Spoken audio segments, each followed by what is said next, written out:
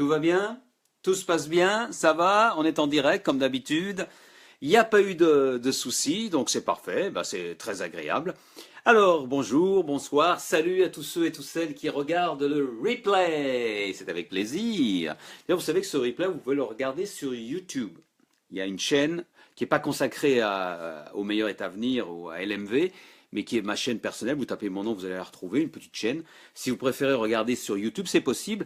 La seule différence, c'est que vous n'avez pas les commentaires. Vous ne pouvez pas voir les commentaires. Mais bon, si le principal pour vous, c'est d'écouter l'histoire, ou alors tout simplement de voir un petit peu les petites blagues que j'ai récupérées sur les réseaux sociaux, que vous m'avez fait parvenir, eh ben ça suffit. Ça suffit sur YouTube.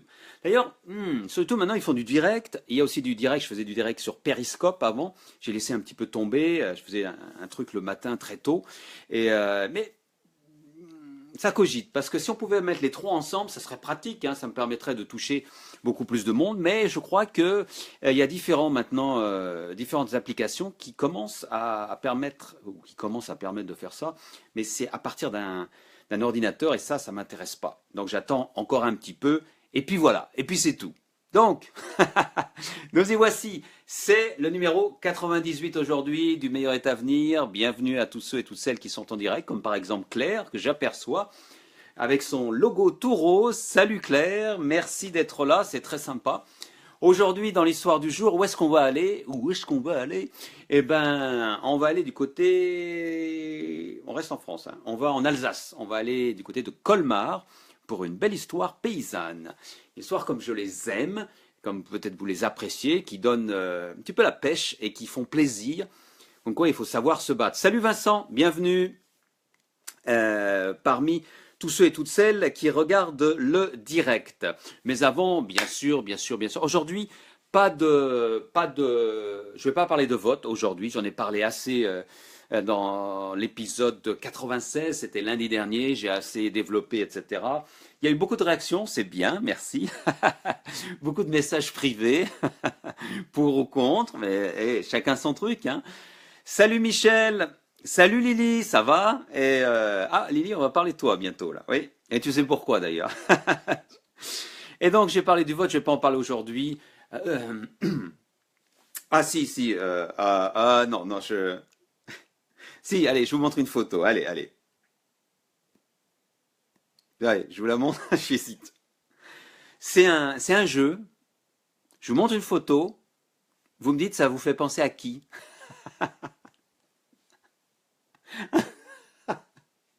À qui ça vous fait penser en ce moment? Je n'en dirai pas plus. J'y reviendrai tout à l'heure. On en reparlera tout à l'heure. Mais comme j'ai dit, je ne parlerai pas trop du vote.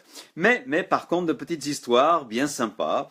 On va commencer avec le moment suspendu du jour. Moment suspendu du jour, tu as deviné, c'est bien sûr Lily qui va être le moment suspendu du jour avec une superbe photo. Fillon, me dit Vincent. Ah, comment t'as deviné, Vincent? T'es bon? Eh oui, en ce moment, ça peut être que lui. En ce moment, ça peut être que lui, hein. Faut dire qu'il en tient une couche, hein, jusqu'à la boue. La boue, elle arrive là, on ne le voit plus. Mais je vais y revenir dans quelques instants parce qu'il y a eu des images bien sympas sur Fillon et sa situation. C'est pas beau ça, hein? Voilà un cliché qui nous réconcilie avec la vie, hein? Merci beaucoup, Lily, il est super. Je sais pas ce que c'est comme fleur. Aucune idée. Mais quand on voit une fleur comme ça, qu'on peut l'admirer en vrai ou en photo, eh ben on se dit qu'il y a des belles choses en vie. C'est pas Michel qui me dirait le contraire. Michel, la globe trottrice, trottrice, on va dire en français, qui nous envoie des photos d'un peu partout dans le monde. Et celle-là est absolument magnifique. Et d'ailleurs, ah oui, j'oubliais. Salut Nathalie, ça va? Avec cette photo, il y avait un petit texte, parce que Lily écrit des poèmes. Et elle a publié cette photo, je crois, c'était le 1er mars. Pardon, Lily.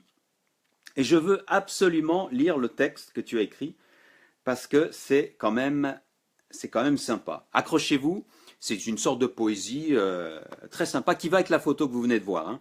Donc n'oubliez pas. Alors ça commence chaud pour l'arrivée du mois de mars. Fucking Mars, tu es enfin là. Tu en as mis du temps pour arriver.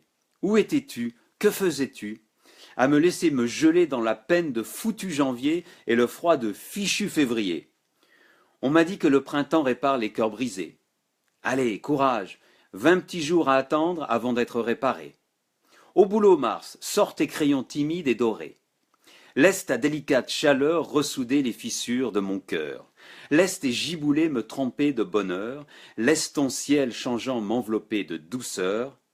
Fucking Mars, il était temps que tu arrives à l'heure. C'est joli, hein? Et tout ça, c'était pour ce cliché, je vous le remonte, de Lily, qui est poétesse, qui est une poète dans l'âme, qui écrit de belles histoires aussi. C'est un de tes livres, ta série, c'est Chronique d'une princesse machiavélique, je crois. Vous trouvez ça sur Amazon, en e-book ou en livre papier, n'hésitez pas, car elle mérite d'être soutenue. Voilà, ça c'était le moment suspendu du jour. Alors, je reviens à Vincent, c'est Vincent qui a trouvé, hein. C'est toi qui as trouvé la bonne réponse. Je vous demandais à quel homme politique ça vous fait penser. Évidemment, ça nous fait penser à Fillon. En fait, on devrait en mettre encore plus, là.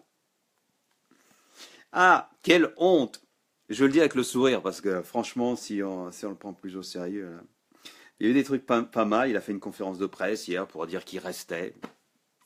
Et j'ai bien aimé cette image qui a été partagée par Emmanuel, je crois, sur Twitter. Belle image de l'assistant parlementaire de François Fillon qui a assuré la première partie de sa conférence de presse. Emploi fictif? Non, pas du tout. Ah, celle-là, c'est pas mal non plus. Parce qu'après, il a été visiter le salon de l'agriculture. Il a rencontré un agriculteur. Fillon, salon de l'agriculture, un bon avocat, ça vous intéresse? À la tête du Fillon. Ah, salut Claude. Fillon, Fillon, Fillon. Alors, là, c'est moins marrant, mais, si Fillon n'est pas suicidaire ou fou, alors il devient évident que les enjeux sont autres que ceux exhibés au peuple. C'est vrai, parce qu'il y a des moments, j'ai du mal à croire que Fillon, il est aussi stupide de s'accrocher comme ça. Est-ce qu'on peut vraiment avoir un ego, aucun honneur, aucun respect, aucun self-esteem, enfin rien du tout, et s'accrocher comme ça à une élection alors qu'on est dans cette situation. Et c'est pas mal ça, je sais plus qui est-ce qui a dit ça, j'ai trouvé ça sur... mais il y a une raison peut-être pourquoi il fait ça, il y a peut-être des raisons qu'on ne sait pas, qu'on ne saura jamais, des gens qui manipulent derrière et qui font qu'il faut qu'il reste au maximum, parce que je pense, à mon avis, c'est une question de jours avant qu'il se retire. Je vois pas comment, franchement, il pourra. Hein. Salut Nicolas, ça va? Eh ben tu tombes bien Nicolas. Tu tombes très bien, c'est marrant ça, comme si tu savais. Tu savais que j'allais parler de toi? Parce que j'en ai une de Nicolas que j'ai trouvée excellente. Très souvent elles sont bonnes, mais celle-là elle est géniale. Alors attends, où est-ce qu'elle est? Il faut que je la retrouve. La voici. Ben, tu vois, j'avais flouté ton nom de famille parce que je respecte quand même la vie privée, hein, donc j'enlève les noms de famille. Mais celle-là, j'ai trouvé très très bonne. Elle est excellente. Regardez-moi ça. Alors donc de Nicolas, qu'on ne connaît pas. Code de la carrière politique, question numéro 26. À votre avis, vous diriez que la politique A rend flou, B rend flou, C rend flou. Génial, elle est géniale celle-là. Ah, continue, hein, Nicolas. Fais-nous rire parce qu'on en a vraiment, vraiment bien besoin. Mais elle est vraiment excellente celle-là, elle est super. Rémi, salut Rémi. Don Sarkozy, il revient ou pas? Mais c'est peut-être lui qui est derrière. Qu'est-ce que tu sais? Enfin, il est derrière, c'est sûr. Mais pour faire rester Fillon comme ça, comme je le disais il y a quelques instants, il y a peut-être des raisons qu'on ne connaît même pas. Tiens, Maribo, tu étais là, je ne savais pas, mais en tout cas, je te remercie infiniment d'avoir partagé ce direct juste maintenant. Et vous pouvez le faire aussi. Je suis comme Don Sarkozy. Je manipule par derrière. Partagez cette vidéo, s'il vous plaît. Ah là là là là là. Bon, quoi d'autre? Il y en avait une sur Le Pen. Où est-ce qu'elle est passée celle-là?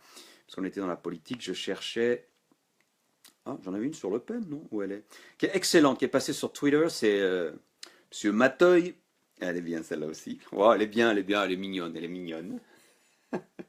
Regardez le titre, je dirais. Ah non, là c'est la gauche, pardon.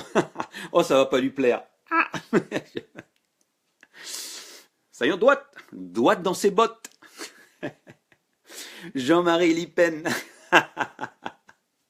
Merci Rémi. Ah, c'est sympa ça.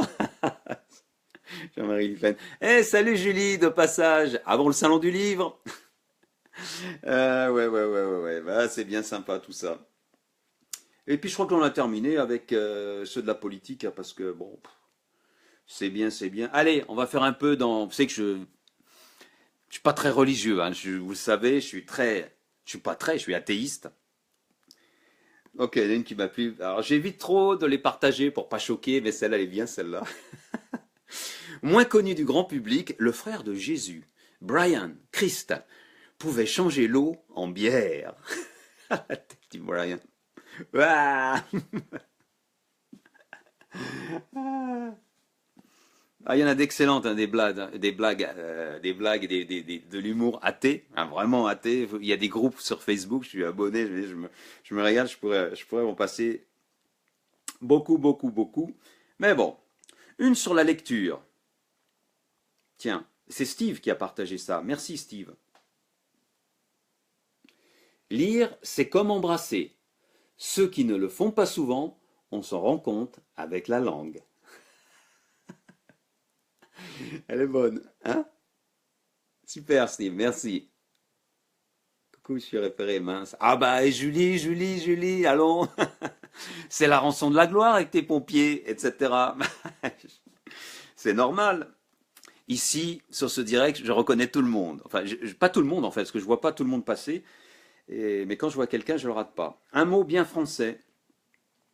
C'est marrant comme des mots simples peuvent exprimer bah, toutes les émotions. Hein. Ah oui. Hein. Le mot putain.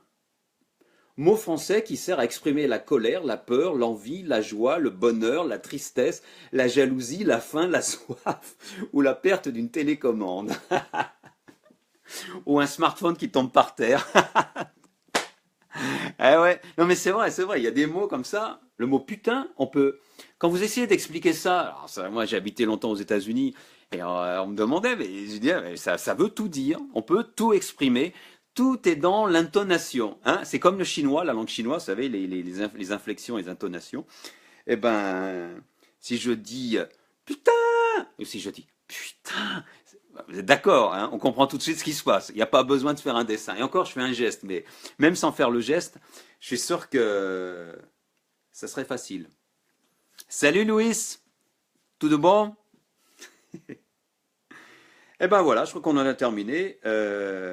Mais je vous remets celle-là parce qu'elle est importante. Celle de Fillon. Si Fillon n'est pas suicidaire ou fou, alors il devient évident que les enjeux sont autres que ceux exhibés au peuple. Pensez-y. Pensez-y.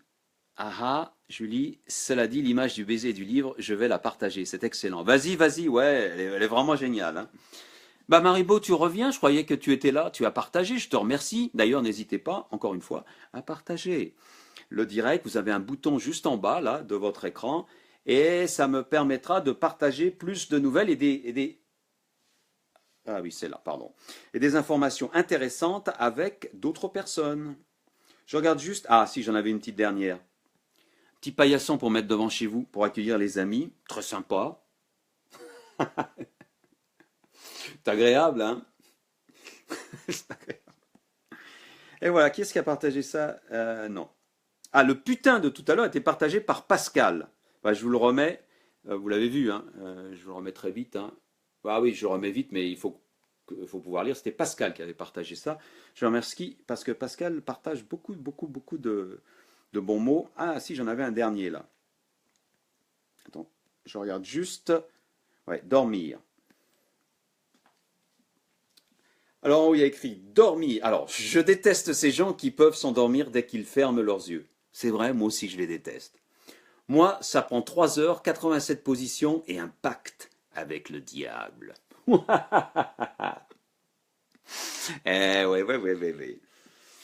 Je vais vous avouer qu'en ce moment, c'est vrai. Depuis la naissance du petit, bon, maintenant il a 3 ans, mais on a gardé un rythme de sommeil qui est assez bizarre et un petit peu de mal à s'endormir le soir.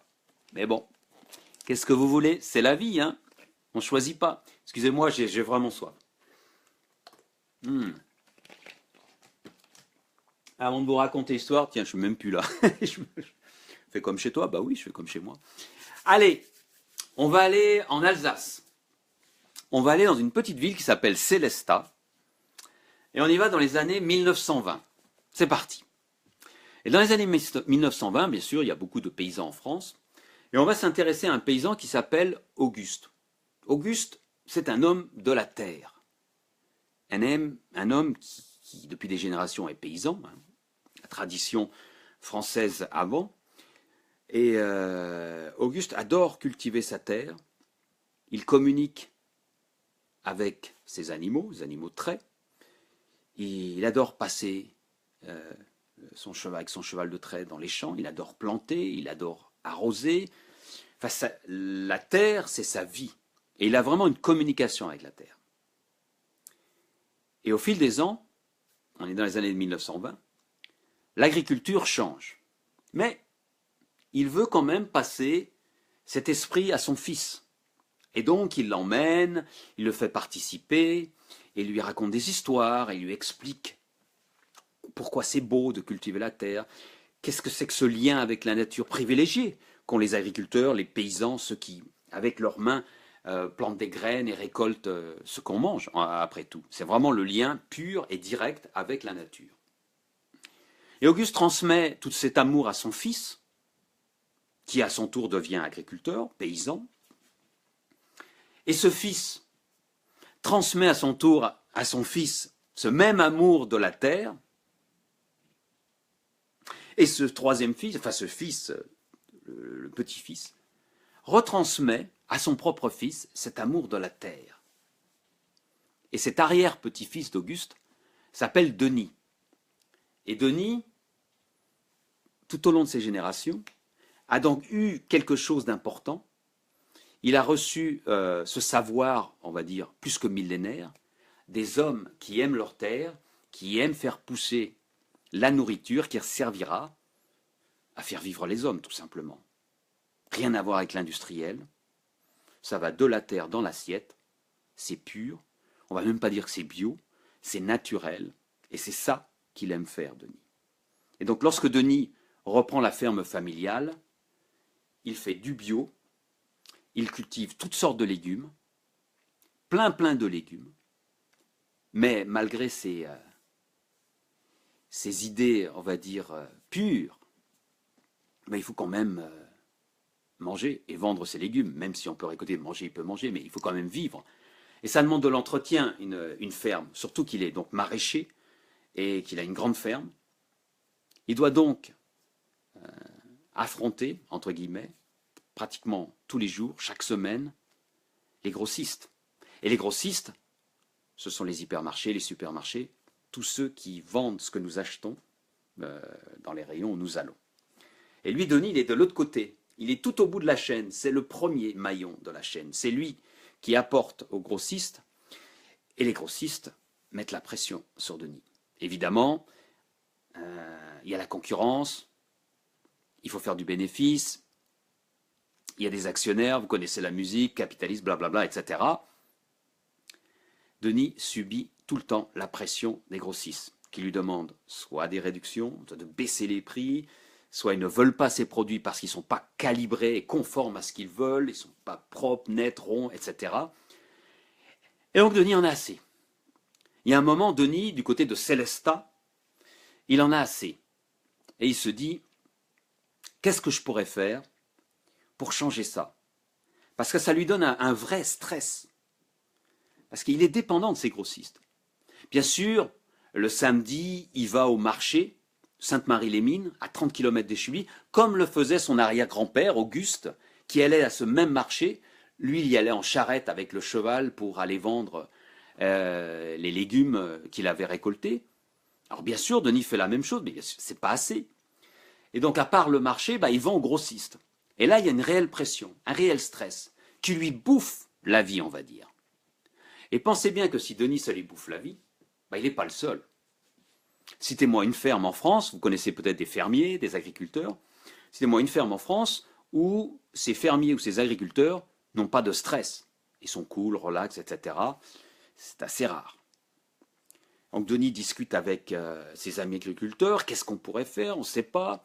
Alors déjà, Denis ne veut pas faire de gaspillage, donc il donne tous ses surplus, tout ce qu'il va jeter, il le donne à une association qui s'appelle Solal et qui redistribue ça aux associations qui aident ceux qui ne peuvent pas manger, comme les Restos du Cœur.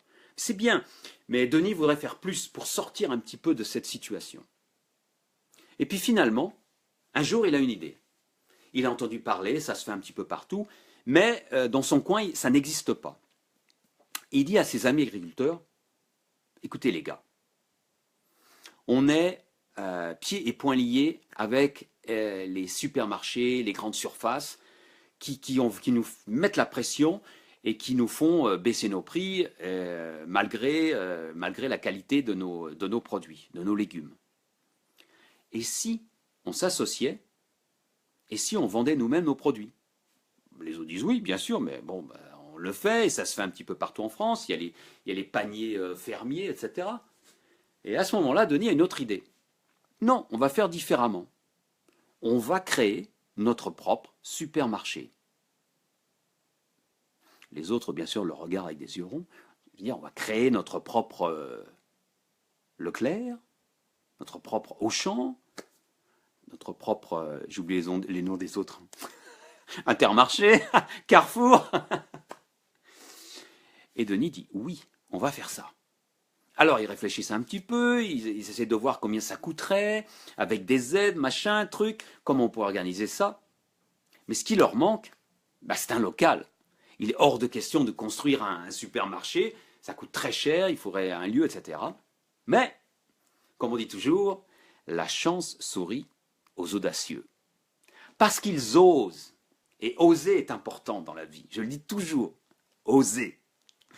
Parce qu'ils osent, parce que Denis leur a mis cette idée dans la tête, on va essayer de le faire.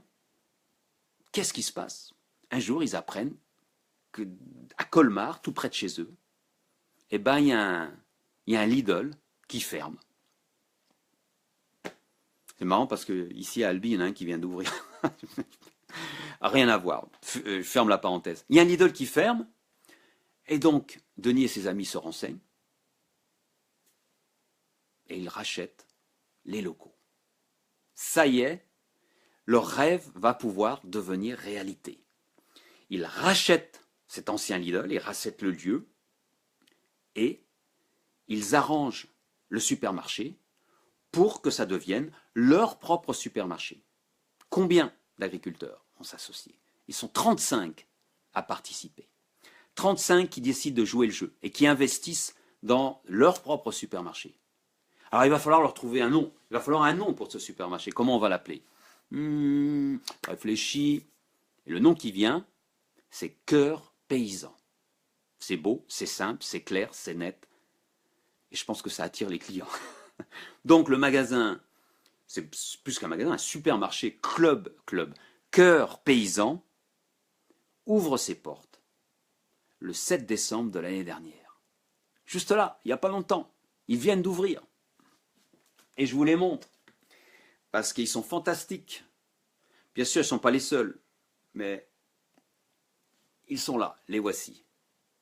Tous réunis, les 35, Denis, je crois que c'est lui là, mais tous les 35, on peut leur tirer notre chapeau.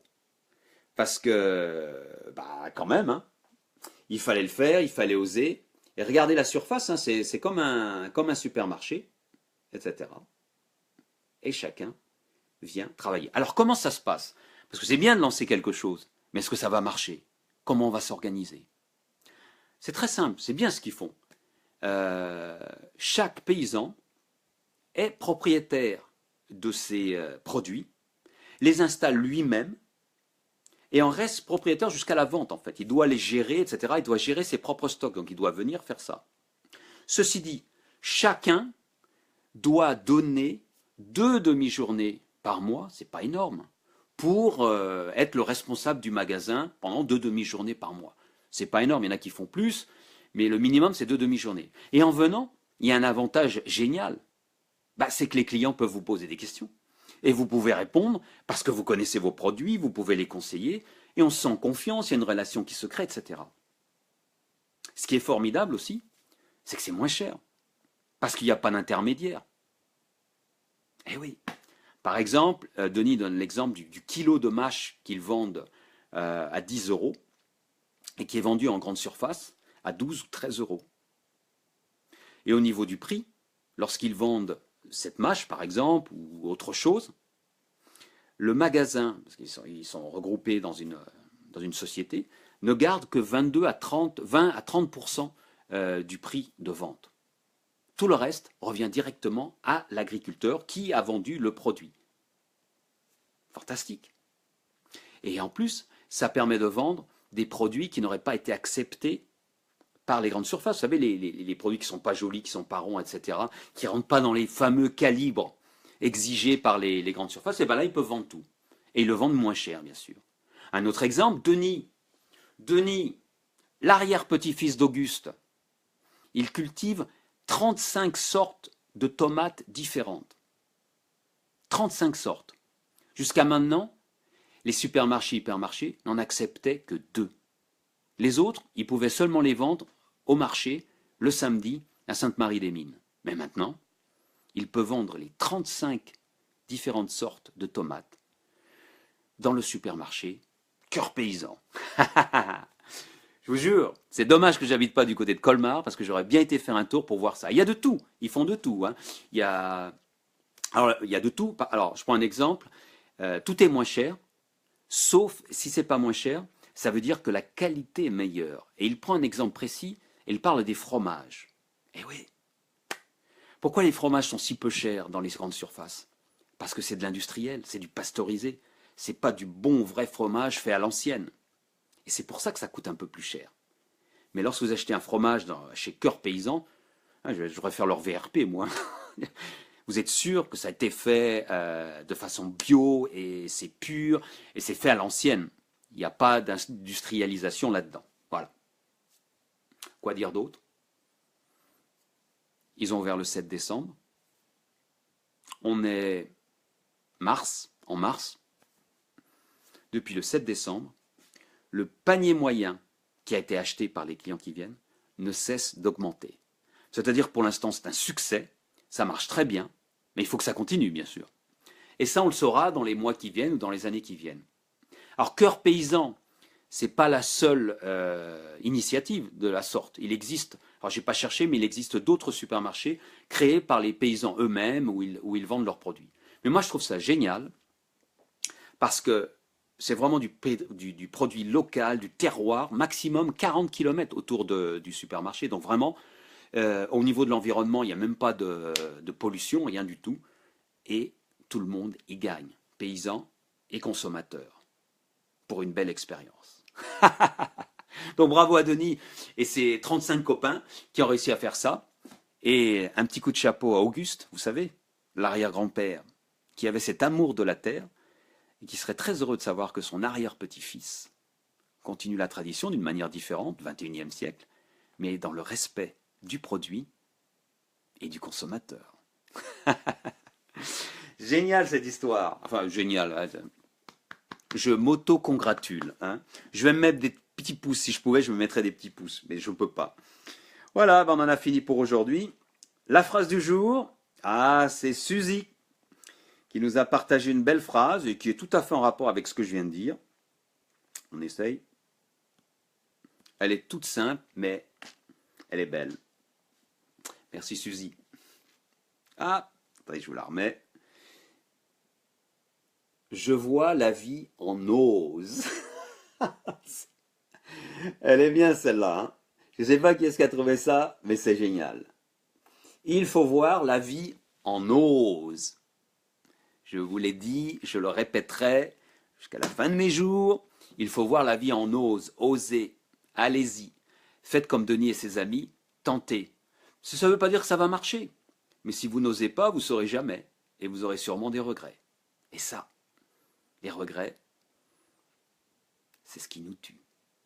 Allez, au revoir, épisode 98 terminé. On se retrouve la semaine prochaine pour le numéro... Pas 98, c'est quoi hein 99. Et je vous souhaite de passer un excellent week-end. Bye bye, merci pour les petits cœurs. Ah oui, pour les petits likes. Et n'hésitez pas à partager la vidéo si vous pensez que l'histoire de Denis et ses amis puisse intéresser d'autres personnes. Au revoir.